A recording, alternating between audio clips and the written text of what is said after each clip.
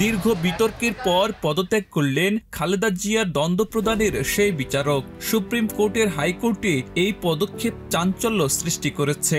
বিচারিক মহলে বইছে আলোচনার ঝড়, আর দেশের রাজনৈতিক মহলে প্রশ্ন উঠেছে পদত্যাগের পেছনে প্রেক্ষাপট কি।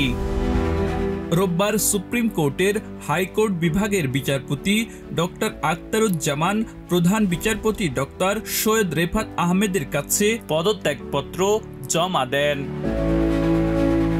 প্রথমে ছুটিতে পাঠানো বিচারপতিকে অনিয়মের অভিযোগ ব্যাখ্যা দিতে সুপ্রিম জুডিশিয়াল কাউন্সিল তলব করেছিল। 1 জুলাই হাজির হয়ে ব্যাখ্যা দেওয়ার পরই তিনি পদত্যাগপত্র জমা দেন। এর আগে রাষ্ট্রপতি 23 মার্চ তার বিষয়ে পূর্ণাঙ্গ তদন্তের নির্দেশ দিয়েছিলেন।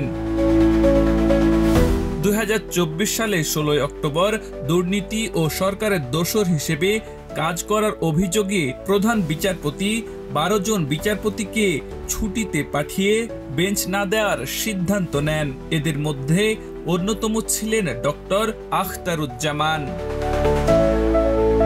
2018 সালের 8 ফেব্রুয়ারি তিনি ঢাকার বিশেষ জজ আদালত 5 এর জিয়া অরফানেজ ট্রাস্ট মামলায় সাবেক প্রধানমন্ত্রী খালেদা জিয়াকে 5 বছরের জন্য কারাদণ্ড দেন। একই সঙ্গে তার ছেলে তারেক রহমান, মাগুরার সাবেক এমপি কাজী সালিমুল হক কামাল ও কয়েকজনকে 10 বছরের কারাদণ্ড প্রদান করেন। আব্দুল হাকিম, প্রজন্ম 24।